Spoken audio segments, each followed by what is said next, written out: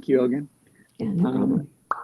So our presenters today are Eric Vezzoli and Tim Stutts. Eric Vezzoli is the CEO of Interhaptics, and today his talk will focus on haptics design guidelines for XR and a practical approach on how to implement and realize them. Tim Stutts is currently Director of Product Design at Faceware and is the former lead interaction designer at Magic Leap. Today, he'll share a brief overview of the way haptics are utilized on the Magic Leap control and mobile companion app. We will have a Q&A at the end, so feel free to type any questions that you have throughout the presentation into the chat in Hubs or on YouTube, and we'll make sure that they're asked at the appropriate time at the end. So with that, I'm going to hand it over to Eric. Thanks a lot for the intro, James. I'll be placing myself in the proper place and probably grow a little bit as demanded. Let me know when the camera works, looks fine.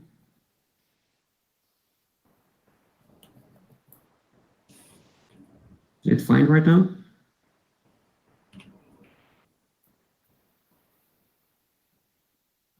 That's good. Okay, wonderful, wonderful, wonderful. So thanks a lot, everyone, to be here. So do not hesitate to, if you have some question, straightforward on the slides, to share it in the chat. Otherwise, at the end we have a Q&A session. So a few words about me before. So I'm Eric. I have some experience in haptics, both in academics and in industry. Did my share of research and patents deposits, patents creation, and then I moved forward to having different roles in industry, like technical directors of haptic company, and then I created Interhaptics. So what's Interhaptics? In a few words, Interhaptics works a little bit like Unity for haptics. So it allows users to create seamlessly haptics feeling and haptics experiences for their applications without writing lines of code, and allows them to quickly iterate and share their creation across different platforms. So this is a few more what Interhaptics is. So the talk today will be focused on how haptics can bring value to extended reality. So what are the practical use cases that make sense to achieve with haptics?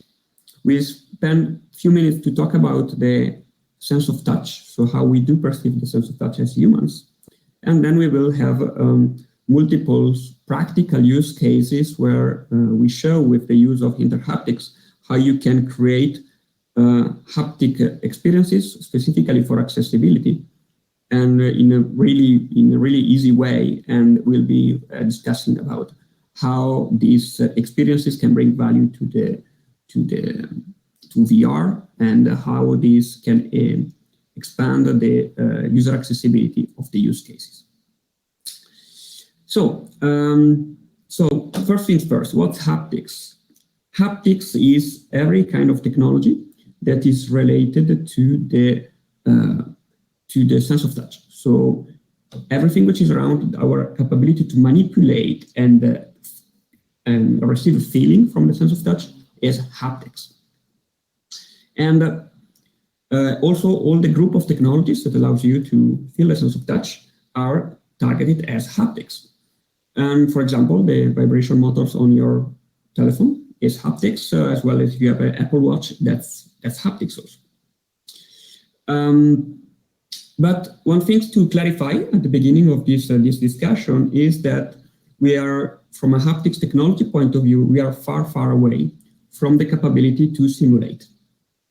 So it's today not really possible to simulate realistic touch feeling through haptics technology, because we are really much far away from the capability of the actuator, haptic actuator, to recreate realistic feelings. However, haptics actuators have a wonderful potential to enrich user experience in today's applications without the need to simulate.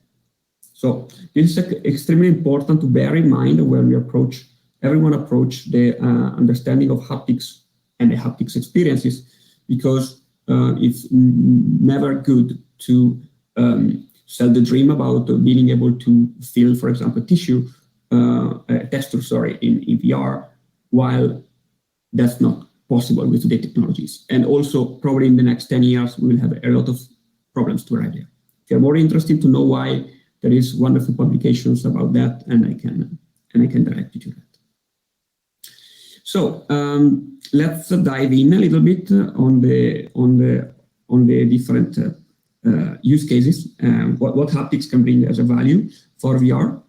So there are more or less 5 different areas where haptics can bring value. So we can, of course, increase user engagement. We can increase immersion and sense of presence. In some cases, we can decrease user fatigue. Then we, in a lot of cases, if used right, haptics can decrease the dizziness effect. And if applied to virtual reality training, it can increase their effectiveness. One of the items that makes a lot of sense for accessibility is that haptics can really increase the user engagement. Yes, I will move back. Apologies. I cannot really see my own slides and while presenting. It's too small. So the use cases where haptics make sense at the current stage are multiples. So we do have haptics for. Sorry, I need to turn because I'm not able to see my slide. We can use haptics to give the touch feedback and confirmation for any kind of interactions. We can use haptics for increase the user immersion or increase the remote presence or user awareness, and use haptics for notifications. So let's dive in a little bit to these 5 use cases, and let's see what we're talking about here. So the UI confirmation for haptics is really simple to understand. Is what in reality is the touch feedback or a button, or the touch feedback or a slider or a rotative knob. Haptics can be used to enhance and give the user confirmation of that the digital action is happening. It strikes me that still today there is a lot of VR applications where there is a keyboards which they don't have any haptic feedback, and that generates frustration to the user and makes it extremely harder to type in virtual reality, because simply our body doesn't know where to stop when we are clicking the keys. This is one of the really basic applications for UI confirmation. Of course, you can imagine rotative knob with different ticks that are enhanced to be able to have a better control of the interaction. The second case is probably the most obvious, is a user immersion. That means use haptics to enhance the sense of immersion of the user. For example, if you are in a 360 video, you can use haptics to enhance certain kinds of characteristic of the video. For example, if you have an FPS and there is a war scene, you can use haptics to enhance the feeling of shooting cannons. Or if you have a lever or a texture, you can use haptics to enhance the movement of this lever through specific feedbacks. We'll see later on how this is easy with Interhaptics. Then the third use case is remote presence, and is using haptics to convey emotions remotely. For example, an animation of a beating heart in VR, which also gives you the feeling of a beating heart. It's much more engaging from the user. Or, for example, the capability to have a remote handshake where haptics conveys the action of interactions with the remote person. And this use case have a wonderful potential in the future for everything correlated with telepresence and remote feeling. Then the fourth use case is use haptics as for contextual awareness. So use haptics as a sixth sense. Really, use haptics as the capability to convey information to the user that are impossible to convey in other directions, in other way, or if we are going through a sensory overload. That means that we are already supplying the user too many information through the visual or audio channel.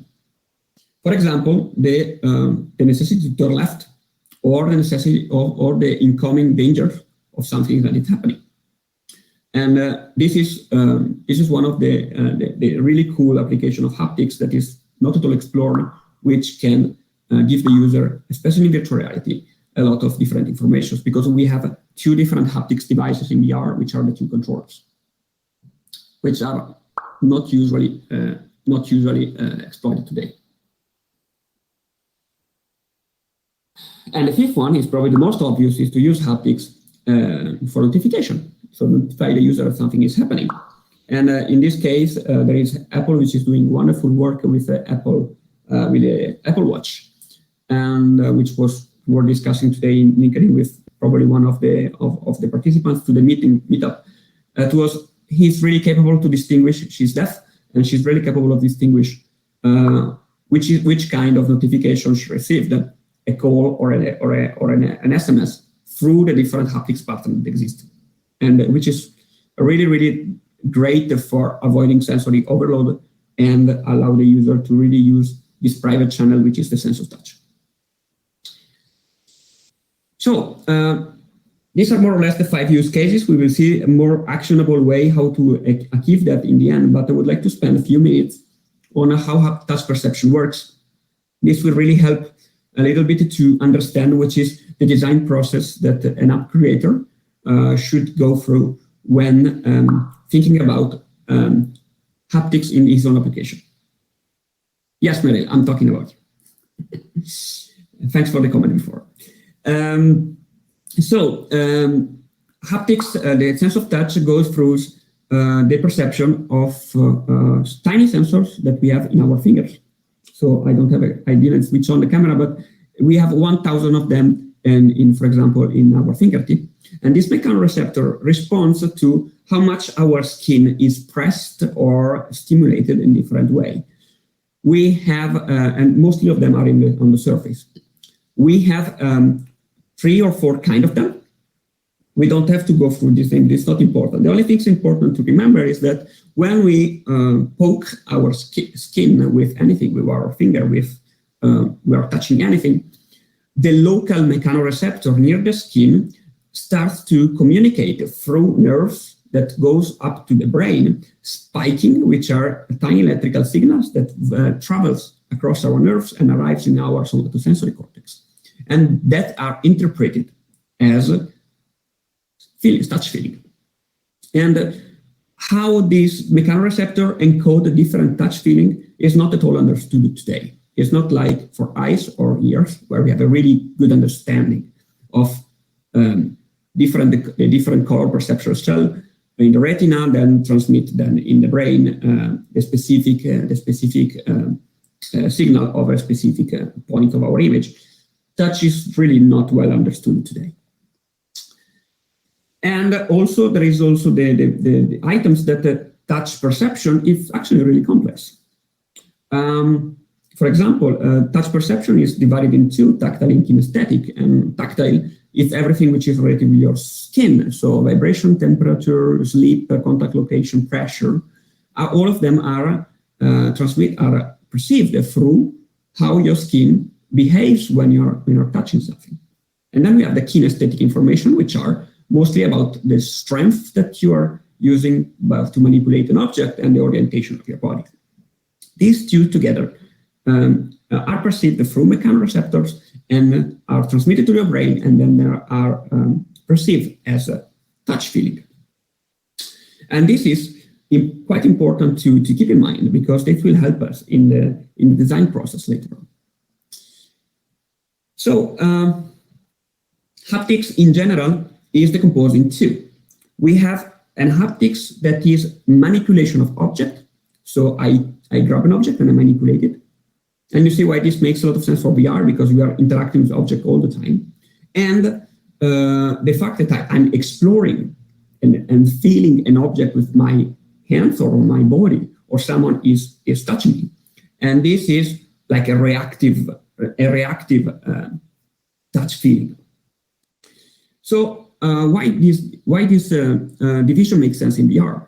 Simply because in VR, the technological chain from hand position acquisition and touch feedback are separated. So there is a complete technological chain that manages how we interact with objects, with every interaction system there is around there. MRTK, there is our own, we have Interhaptics have an interaction system, there is a Unity which has an interaction system. And there is a completely separated channel which manages the touch feeling and the touch feedback for the user. However, for manipulation, in reality, they are the same. So our brain is hardwired to use them together. And this is the reason by which we have this strong growth of haptics devices for hand manipulation in VR, like exoskeleton that you see on the screen, which allows to have a more natural interaction with virtual object, because you have both the manipulation and the feedback activity, which are closer to reality. So the user is able to interact more naturally. And this is the reason by which, for example, Oculus Quest invested so much to have hand tracking working, or even Magic Leap have hand tracking music that is working, because it's way more natural for the user just to use their own hands, because they know exactly how to use them. And Tim, you can comment on it later on if you want. So what about touch and touch feedback? For example,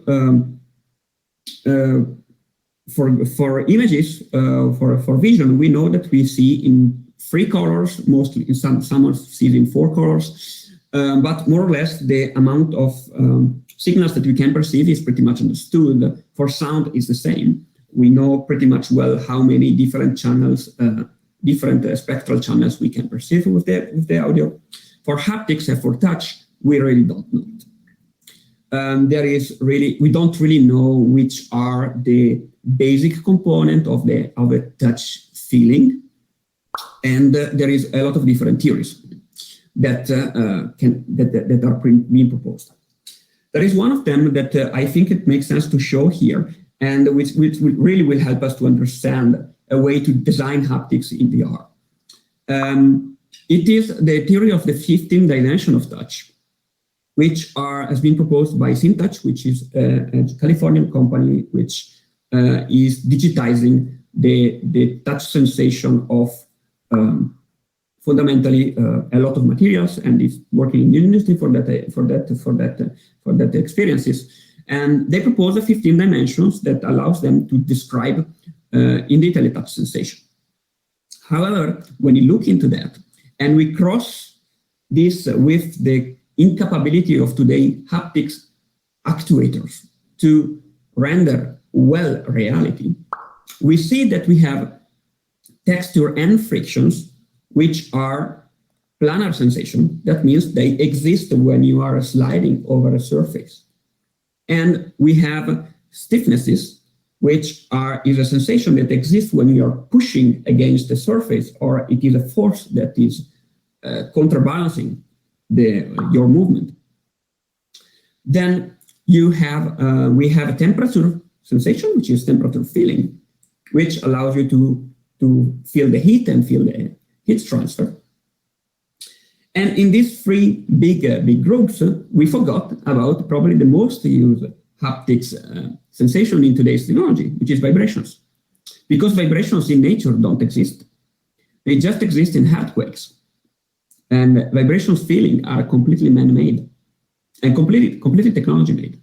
So it is natural to say that in this categorization of touch feeling of reality, vibrations don't exist, because they are an artificial sensation. But we see that while going into understanding what these 15 dimensions of touch have in common, or at least can create a subgroup that allows an easier way to perceive and to think about them, we see that we have four different groups. We have fundamentally two sensations which are defined in space.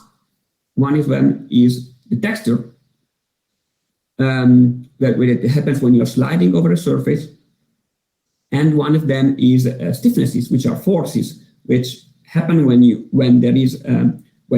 pushing against the soft material, or there is a force feedback that is happening in your use cases.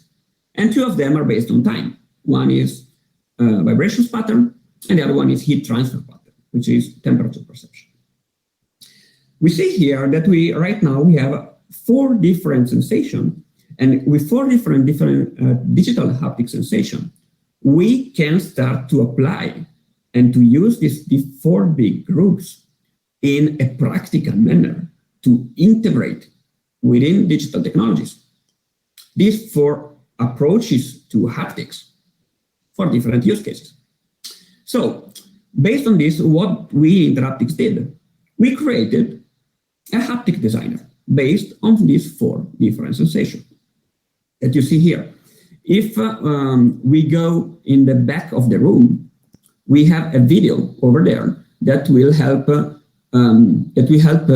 you to visualize a little bit better what's about in this haptics designer. So there will be a little bit of music right now. I invite you to mute the video, and I will be able to talk on top of it. So effectively, we have right now active within our designer for three different perceptions. Temperature perception is not yet well developed because the bandwidth is devices. And within our haptic composer, we can graphically define the feeling that we want our virtual experience to have. And we have all the tools to graphically prepare and create and pre-visualize for example, this texture, the feeling that while interacting with a specific object in virtual reality, we will feel through our controllers. Or if you're using different kind of devices such as exoskeleton, you will be able to feel while using it. Okay, let's go back to the presentation. So we have this haptic designer, which is fundamentally like a Photoshop for touch that allows you to create a digital haptic sensation, which is called Haptic Composer. And the idea right now is to go through 6 really easy, actionable use cases for haptics that are really common in today's applications. And we see how with really a really well-designed haptics, we can enhance these use cases in a really easy manner, really fast manner, without spending time to code and without investing too much time to understand how the technology works. Okay. So the first one is probably the most obvious, we discussed it before, is the enhancement of virtual keyboards with haptics. And why we should do that? Because while we implement haptics into virtual keyboard tapping, we have a greater interaction control because we have a feedback when we are interacting with the button, and we decrease the cognitive load that the user is forced to support to know that he clicked a button, because otherwise he needs to rely or on the audio channel or on the visual channel. And how can we enhance it? It's really easy. What is the response of the button when in reality while we are touching it? It increases the force, the tactile sensation that we have while we are pushing the finger down, and at a certain point it drops, and we feel this discontinuity. And we see here on the screen that simply by using a stiffness feeling that you can design with the haptic composer, we can define the haptic curve shape that we want this button to have while we are pushing it. And of course, stiffness, we saw before, that is defined in space. So it will be, in this case, defined in centimeters. So it's 1 centimeter of length. And when we're pressing this 1 centimeter, we will feel this increase and then decrease of the haptic feeling, which will give us the information that the button has been pressed. And fundamentally, doing this activity with the haptic composer, it takes a couple of minutes though. The second one is it makes sense also for accessibility, is sliding menus. So if you are rolling and sliding menus, it sometimes is implemented this haptic feedback every time that you are changing a selected area. And when you're changing a selected area, you're giving an impulse to the user to tell him you change it. And this allows to have an easier interaction control. And again, it's easier for the user to use the tactile channel to perceive that something happened. For example, the Apple Watch has this over the scrolling wheel, the lateral scrolling wheel when you're sliding. While you slide a little, when you turn a little bit, you feel that something happened. There is still the sound on of the video, they tell me. I will pause it. Oh, it should be good. We have it's really kind of easy to implement it with Interhaptics, because it's enough to define the rhythm, the spatial rhythm at which you want the haptic feeling to happen. For example, every centimeter in this case, and assign to every centimeter a click that would happen when the user is scrolling. Because again, this is a texture-based system, and texture is defined in space. So like you would define the pattern of icons that you want to select, you can define the pattern of haptics and superimpose it. And this is a second really easily actionable use cases, and this will really help for navigation within UIs. Third use cases, and that's pretty funny, and it's really quite engaging. It's about using haptics. This is, for example, it's a drawing interaction.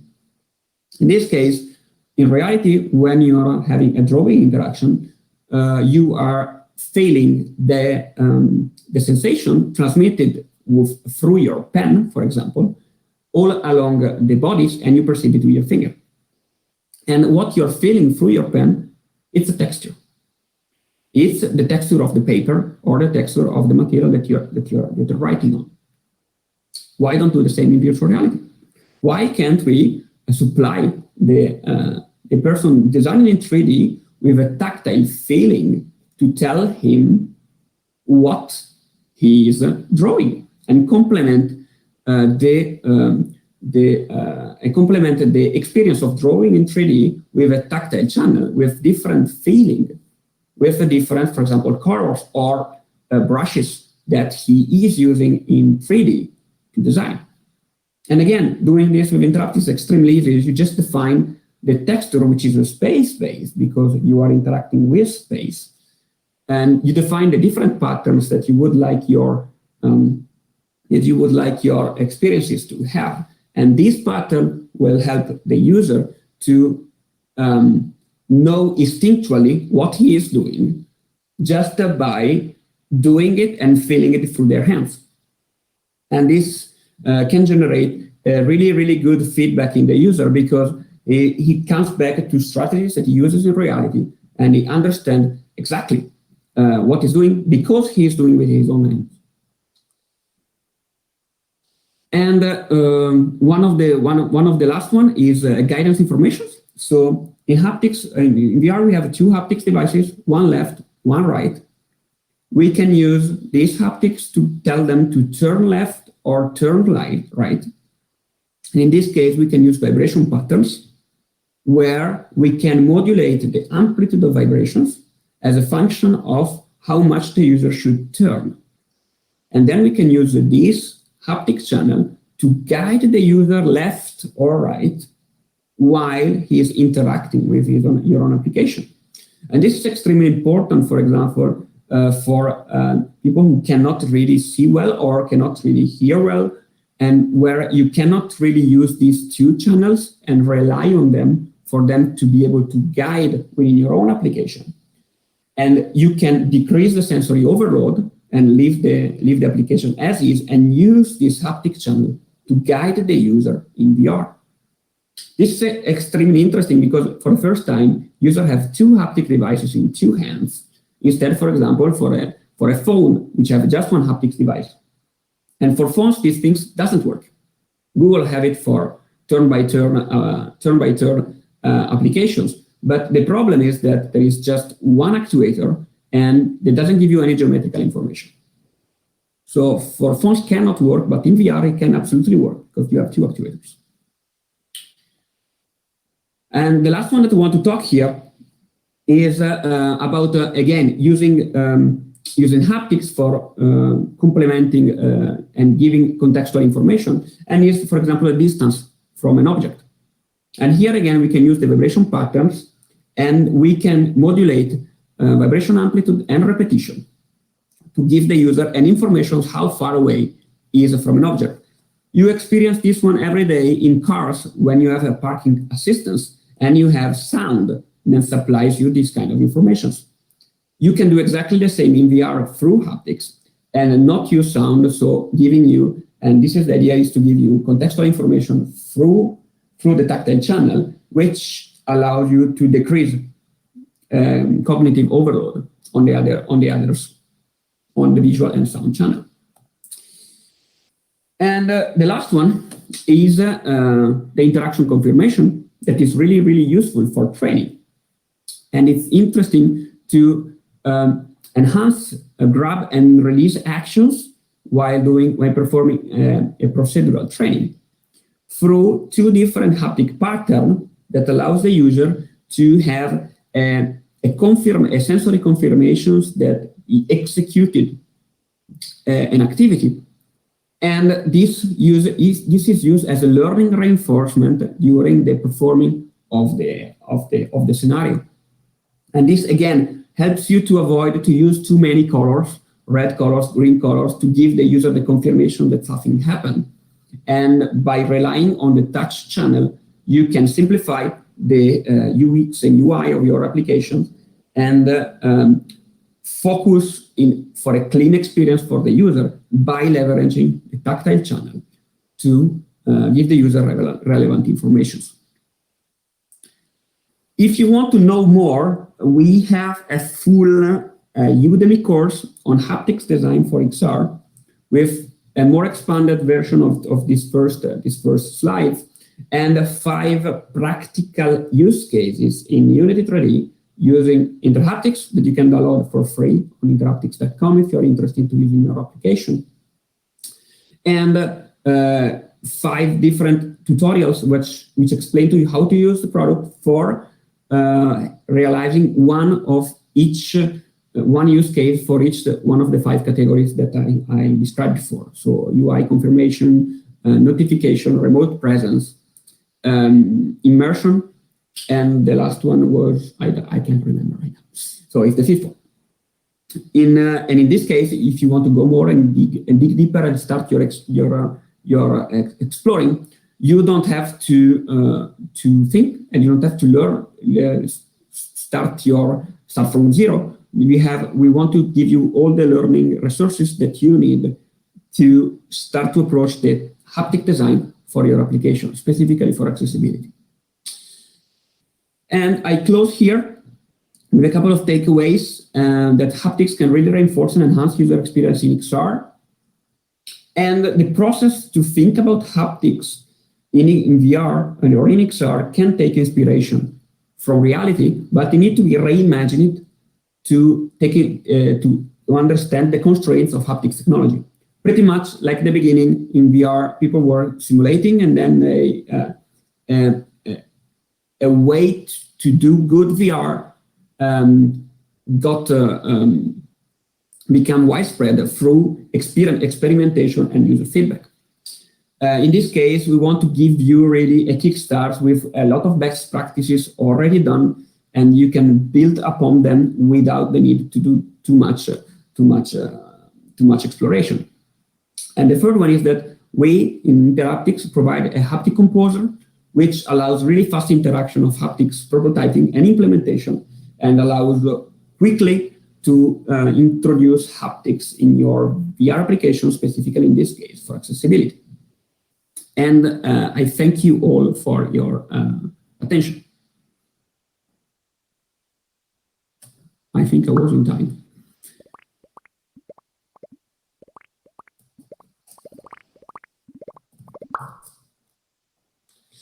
Tim, I leave you the word, I leave you the stage. Thank you, Eric. That was lovely. I think that's going to be a really great introduction to my talk. I really appreciate how much you spent on fundamentals.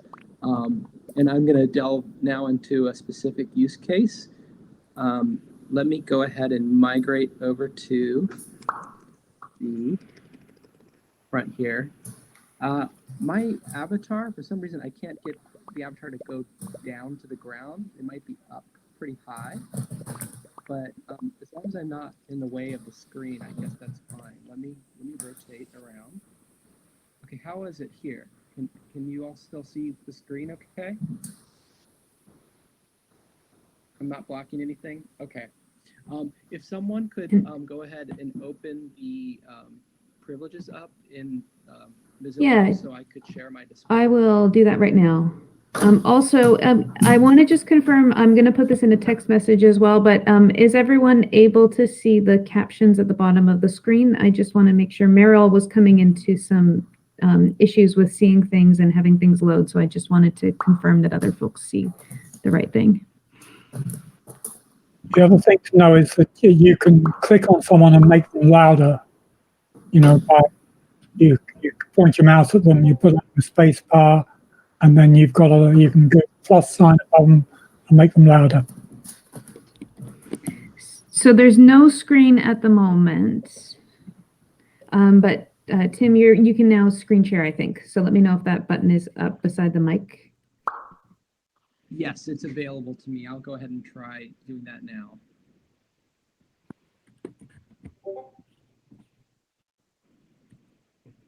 Okay. Do you want me to put that into the? Probably sharing this. Oh. Yeah, hold on a second. I'm sharing the actual. I'm sharing what I see from my camera. So let me drag my presentation back over there.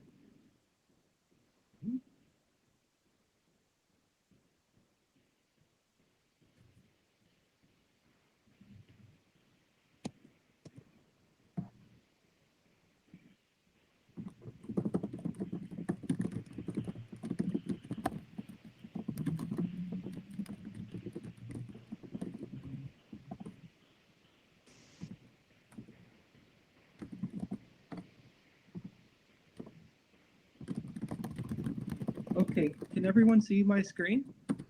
It's pretty small at the moment. Do you mind if I put it up on the wall? Yes. One moment. How is that? Oh, there.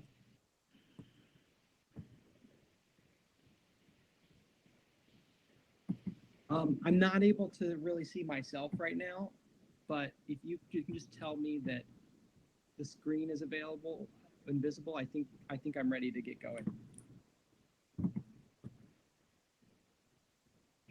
Is anyone having an issue with the screen kind of jumping in size? Yes, it is moving all the time. Okay, so 1 second. I'm just going to fix this. My apologies for that. Don't know why that's happening. Sure, no problem. I think I just haven't positioned it quite right, so I will put it.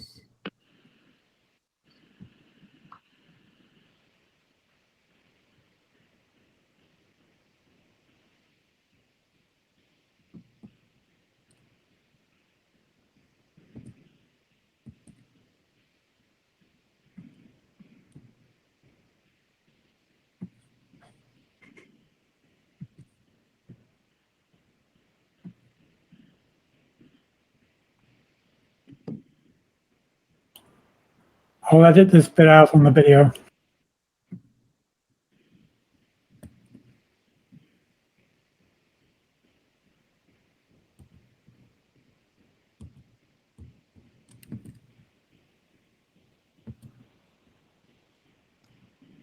Okay. Are folks able to see that?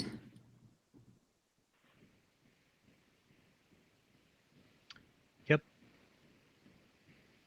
Is the positioning okay? It's a little bit out from the media frame, but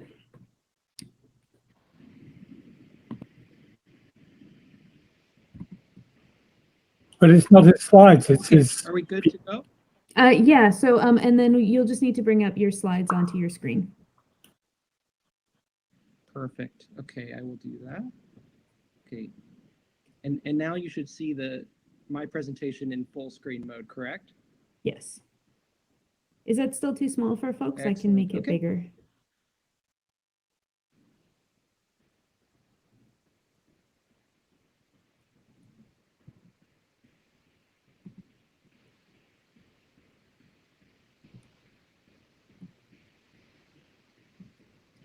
Okay, I think you're good to go. Okay? Yeah, everything looks good, I think. Okay, great.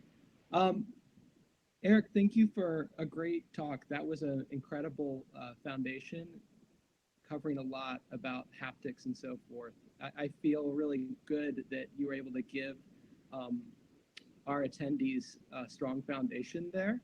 I'm going to delve into a more specific haptic use case. The past 4 years, up until April this year, I had the opportunity to work at Magic Leap on a mixed reality wearable. And so I was on the UX team that designed everything from the operating system, the notifications and so forth, to LED patterns on the hardware, to the haptic patterns. We work closely with the Sonic Arts team to create sound design for the OS too. So I got to touch on a lot of different efforts. So what you see on the left here is the Magic Leap 1 system, composed of a wearable lightwear. There's also a handheld controller, which is optional to some of the experiences because you can interact with voice and gesture as well. And then on the belt pack is a battery, processor, audio volume controls, etc. And then on the right is a close-up of the control, which we'll go into more since that's what we'll be talking about specifically. A little bit about my background. So I'd mentioned that I had worked at Magic Leap. Currently, I am Director of Product Design at Faceware. We do facial motion capture. Basically, we have hardware and software that allows performers to capture their facial motions and map them onto 3D avatars. Before Magic Leap, I worked at IBM Watson, dealing with data viz and AI. Wanted to go ahead and show you Faceware Studio real quick. So this is Faceware Studio hooked up to Unreal. Our app on the left, you can see someone wearing a head cam with a camera pointed back at their face. And then to the right, you see Unreal Game Engine with a 3D model of the face mimicking the live face. So that kind of explains conceptually how this all works in one slide. Recently, we had a concert, a virtual concert on Roblox in which Lil Nas X performed a concert, and there were 33 million attendees. So you can see him on the right wearing one of our head cams. I'll talk a little bit about my XR advocacy work. So during my time at Magic Leap, particularly the last year and a half, I worked closely with our Leapable employee group chaired by Bill Curtis Davidson, who some of you know. And we were involved with internal and external advocacy efforts around XR accessibility. There are some examples here on the slide: volunteering with Dan Marino, Foundation, also various talks and so forth. Recently, I broadened my advocacy focus more towards XR user data privacy, but I'm happy to come back and revisit some of the things that I learned at Magic Leap and share them with you all. Talking a little bit about the Magic Leap use cases. Here in the top left, you see a social use case called Social, also known as avatar chat, in which you as a user can wear this device and see virtual avatars of your friends. And you have the ability to convert with voice, with emojis, by moving your bodies. So that's one app that I worked on peripherally on the UX team. I was helpful on some of the haptics issues and so forth. Top right is a screens example. The use case that most people think of with a mixed reality wearable is showing a huge display in which Netflix is playing or HBO on your wall. You can do it with this head-worn display. We had an app called Screens that was aimed to do that. Bottom left is a virtual keyboard, which I'll talk more about in a second here. Worked really closely on that. And then bottom right is our launcher, our landing screen for the OS with all the applications around it. To talk about haptics and the work that I did at Haptics, I'm going to go a little bit into the symbolic input aspect. When I joined Magic Leap, my primary task was to design and prototype a virtual keyboard on which people could type with mixed reality, within mixed reality rather. And I was given a prototype control and also some other engineers and prototypers on the team were able to kind of help me towards realizing this first virtual keyboard prototype. What I ended up doing with the control is leverage the different components on it. So we have a touchpad that has force sensitivity. So that was one mechanism. There was a digital bumper on the front, which is just simply a button. And then on the bottom is an analog trigger. And then we have a home button on the top. What you don't see on the components, but is labeled more to the whole device, is 6-off. So we have the ability to point in space. And so that's what I used to define the virtual keyboard. Here are some examples of other forms of text entry that I helped lead the design of on our team. The virtual keyboard being on the left, so you can actually see an animated GIF. I'm going to show you a larger video where you can see the example of a numeric virtual keyboard, and you can see the edge of a controller and a 6-off ray pointing at virtual buttons. And then the user, what you can't see is the user is pressing the touchpad or trigger to type those characters, and there's haptic feedback there. The mobile app keyboard, a pretty straightforward iOS or Android keyboard, but definitely some interesting roles tied into head pose with the device. So you'd be looking at a particular object, 3D object, and if it had text entry capability or cursor capability, the mobile app on a phone could be used to perform text entry as well. Bluetooth keyboard I worked on heavily. And then voice dictation on the right, which was wrapped into our virtual keyboard.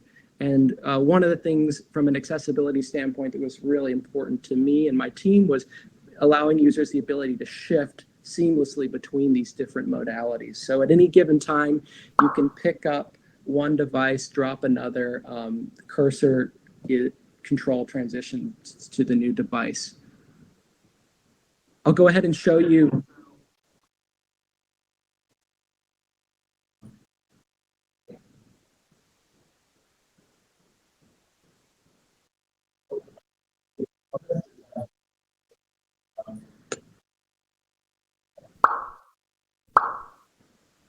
I'm going to go ahead and mute that video for a second since I can kind of do some talking over it. Basically, what you're seeing here is a virtual keyboard. The user has gone into settings and they're changing the name of the control. To do that, they must point the control at a text field and press trigger or touchpad. And then they're able to type by moving the 6-off cursor on those keys and pressing again. There's haptic feedback for hovers, button presses, key presses, and so forth to enrich this experience. You're also able to use touchpad simply. So now you're not seeing the 6DoF raycast. That's because the thumb is moving along the touchpad and moving that cursor. Go ahead and shift the, one second here. I'll go ahead and shift the conversation to sensory feedback. So now that you understand the use case of typing in mixed reality, we can go into like how we leverage sensory feedback to help reinforce these interactions and make them more accessible. So for starters, you obviously have the visual display and graphics on the display, but you have additionally LEDs on all the hardware. There are 12 LEDs around the touchpad of the control, which are interesting. Often the trick is getting the user to pay attention, notice them, because the control might be out of the way sometimes, but that's another reason we reinforce these interactions with haptic feedback as well as sound feedback. And I was in a unique position to work on all three of these efforts and kind of coordinate the design across them.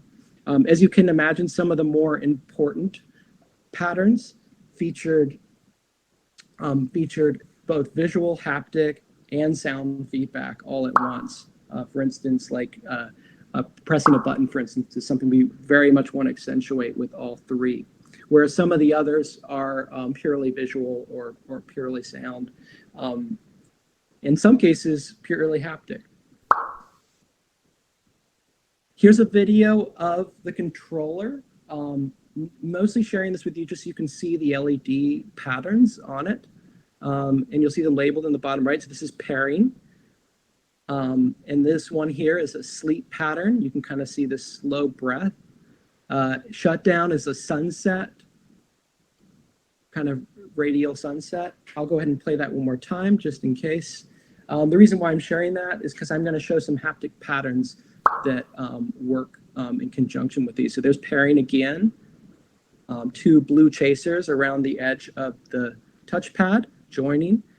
Sleep is a slow kind of white oscillation. And then the shutdown, which is the sunset theme colors. I'll talk a little bit about our process to evaluate and make decisions in terms of both haptics, in terms of the components and the types of use cases we outline.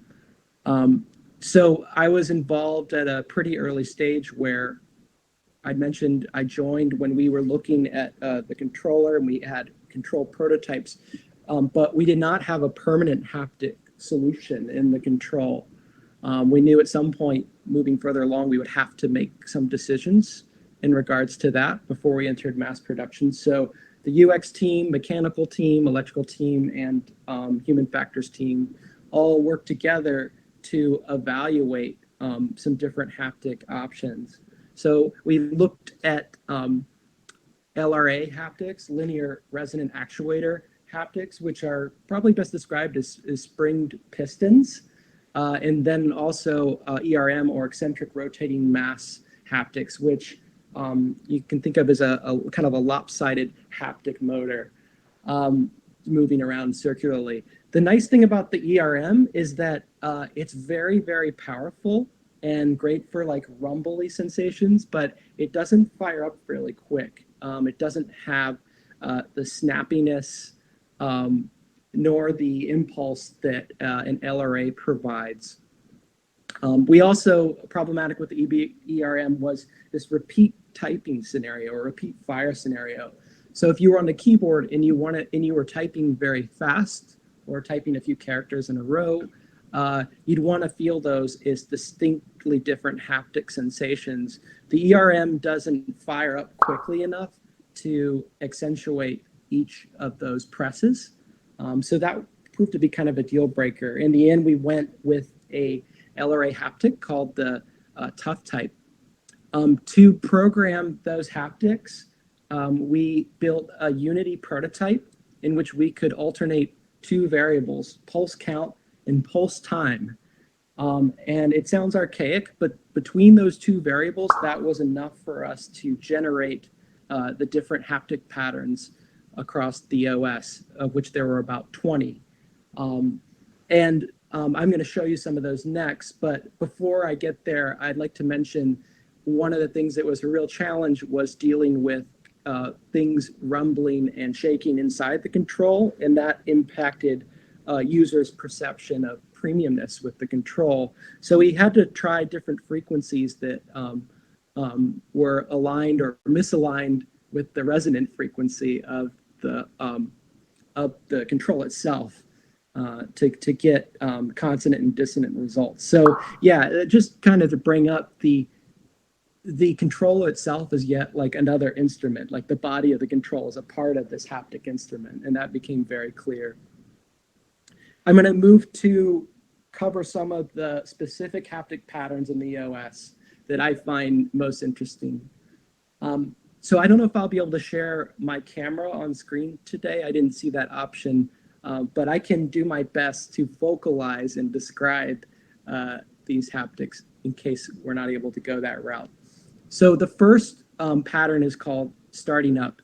If you hold down the home button on the control while it's off, that's the little brown button below the touchscreen, for any duration, it's going to fire up in about 2 seconds, and you'll see what we call like a sunrise pattern. While it's firing up, and by the way, it immediately glows bright blue to let you know it's on before that sunrise effect kicks in. While it's climbing up, you're hearing a, so basically ascending pitches spanning about 2/3 of an octave. And I'll just go ahead and vocalize that again. It probably looks really interesting with my bird avatar making those sounds. Conversely, shutting down is also 2/3 of an octave, but descending pitches. And that sounds like this.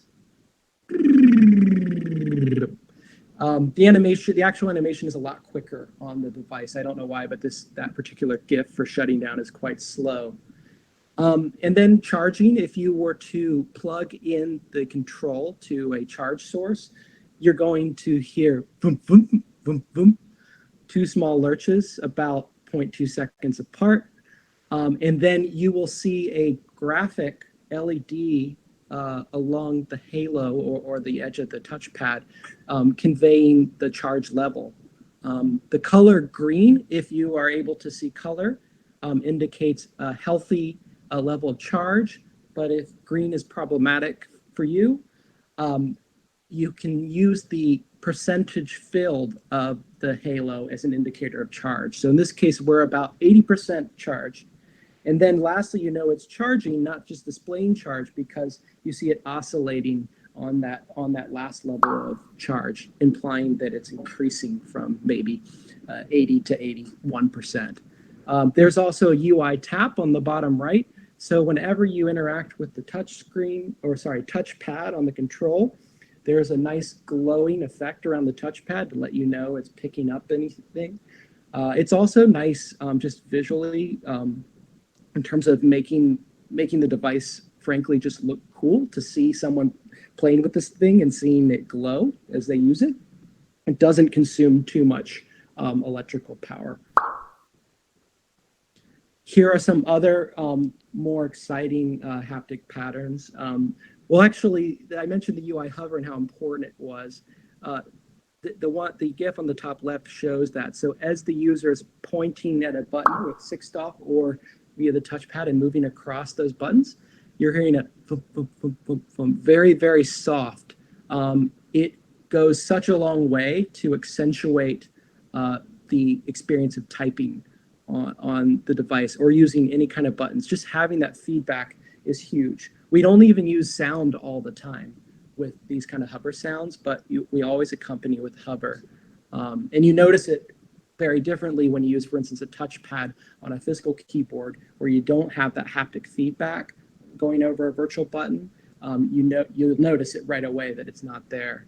A variation on hover is this UI force press and hold. If you are to hold down the touchpad for 0.8 seconds on a character on a keyboard, you're going to see a series of alternate characters show up. So this is a way of revealing a context menu, and you hear like a kind of accentuating that context menu popping out. And also, when you extract object or prism, in this case, bottom left, you see a whale getting pulled out of another volume that contains the whale. So this causes a 3D model of the whale to pop out of that volume. It's accompanied by a poppy haptic and sound. And then you have social fist bump. If you're an avatar and you're chatting in avatar chat, someone can put their real life hand out in front, and a virtual avatar conversing with you can fist bump you. And so there's a nice fist bumpy sound, a sound effect of party streamers and visuals. And from Eric's talk, this is an example of remote presence in haptics that I find very interesting. Lastly, I just want to close with a slide. If you're interested in developing your own haptics, there are resources on the Magic Leap developer site. I didn't work on this particular effort, but if you're a Unity or Unreal developer, you can play around with haptics in your own experiences. Thank you very much, and appreciate it. Thanks, Eric, for having me again.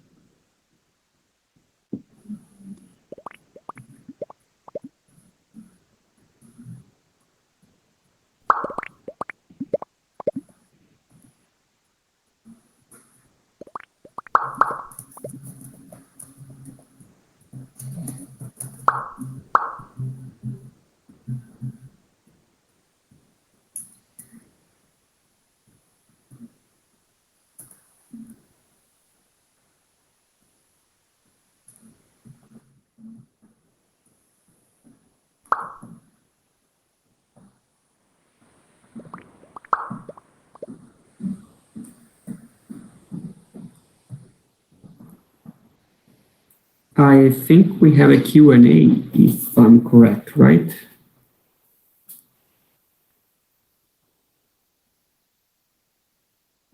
So if anyone have any question that would like to pose to Tim or me about our presentations or anything which is related, do not hesitate to share your thoughts in chat, and we will try to give back the maximum possible.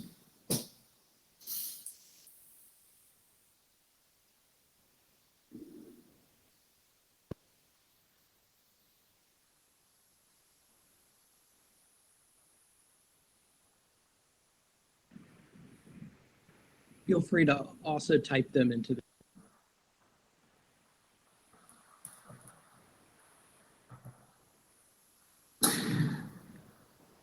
Yes, I have one for you, Tim. For you. Okay, you can go. Okay, well, can I ask my question first? Of course. I'm really curious about the haptics composer application. Something like that would have been really useful when we were working at Magic Leap creating these patterns for our control. I wanted to know if you could describe some challenges in developing that in a way that was user-friendly. It seems to be quite a challenge to create something that visualizes something that people are used to feeling. Thanks for the question, Tim. It's a challenge that is not yet solved, so it's an ongoing challenge. The biggest hurdle that we faced is how we were able to represent haptics in a visual way. What was the way to do that? And this is where we spent most of our activity is, okay, the design process is something that it's pretty much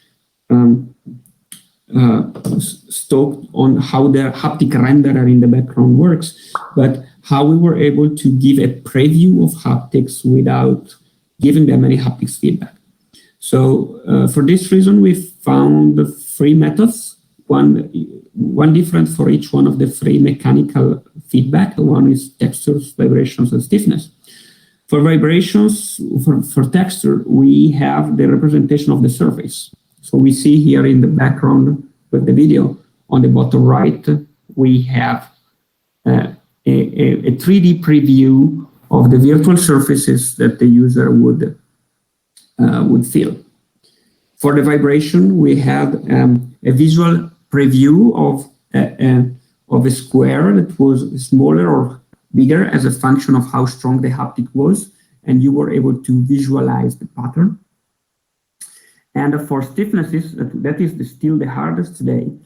We are not really satisfied on how we're doing it. We have some cursor where the function of shows how the virtual finger will press the material and what would be the force profile. So these are three ways that we found to represent haptics over there. Does it answer to your question? Yeah, thank you. I'm interested in exploring the software more. Did you have a question for me? Yes, and it's about how long was the, if you can share, of course, how much time did you took to nail your haptics experiences, and what was the activity that took most of the time? That is a great question. Yeah, I didn't do such a, I didn't clearly break down the timeline. So when I started at Magic Leap, I would say we had a haptic in our control that was just kind of there for the time being. It's like a temporary solution. And that would have been late 2016, and by early 2017, we were working together as a company to figure out a more final solution. We spent, that said, we spent months and months, probably 3 or 4, just evaluating haptics. So we would be, not myself, but people who work in this area would take a haptic down to the basement into a lab and conduct tests on it and provide feedback in terms of how quick the impulse was. And once we proved that these haptics were responsive enough, they would get put into the control itself, and we would feel like, for instance, how it felt to have a haptic in the body versus closer to the touchpad. We got to try out all these things, but that was also temporary. At some point, we had to figure out how to permanently mount the haptic into the control, and that wasn't my job per se, but I was someone who was basically would evaluate whether it still felt premium after it was mounted in the proper place. We probably spent more time doing that than even coming up with the haptic patterns themselves. The whole time we were working on this, we were obviously thinking about where this was going. In the end, when with actual creation of patterns, I recall creating a list of patterns of instances, mostly interactions, but some notification and wayfinding things that I thought would be crucial for us, and then some more Easter eggs, some like fun things. And so this list in mind, we basically went with a prototype and just started pressing the control and watching the on-screen graphics, and feeling those vibrations. And it's interesting, as sound design team created their contributions, we refined even more. At some point, the sound designers were like, "Hey, we need to bring the ramp haptic up a whole step so that it's consonant with the sound design." So we would make adjustments like that. We would also be adjusting duration. I remember one time when I had the first time I ever had a control in my home. I'm used to having it in a loud office, but I brought it into my home to evaluate. I fired the control up, and the vibration was so strong and audibly loud that I knew right away it wasn't going to be premium to someone taking this out of the box. So at that point, we dropped the amplitude by half. But yeah, Eric, sorry, long-winded answer to your question. There were a lot of little refinements along the way with every edition. Hearing the sound and just seeing the graphics would sometimes result in a change. But we didn't have a lot of flexibility, kind of like what you had mentioned with being able to create the feeling of silk. We were far from that. You know, we were primarily using haptics as a way to accentuate interaction. Cool. Thanks for the broad explanation. It's insightful for us to know how what was the designing process for that. But I think it's really great. Thanks for sharing. Yes, thank you. So can you all hear me? Yes. Great. So on behalf of Equal Entry, I want to thank Eric Vezzoli and Tim Stutts for their time today and for their great presentations. I also want to thank Elgin from Hubs, Mira by Night from White Coat Captioning, and Jolie McPhee of Internet Society of New York for their help with making this event happen. And to all of you here, thank you for joining us. Next month's meetup is titled Why 97.81% of the World Hasn't Tried VR Yet. The presenter, Pablo Cardenas, will look at how the expenses associated with VR affects people with disabilities and what can be done about it. So that's all for this month. Please take care and stay safe. Thank you all for the invite, and I wish you a wonderful day or night as a function of where you are in the world. Thanks very much for Bye-bye. presenting. Of course, you can reach out in LinkedIn as you like, and I would be pleased to engage personally if you have any questions. Bye-bye. Bye, thanks again. Thanks.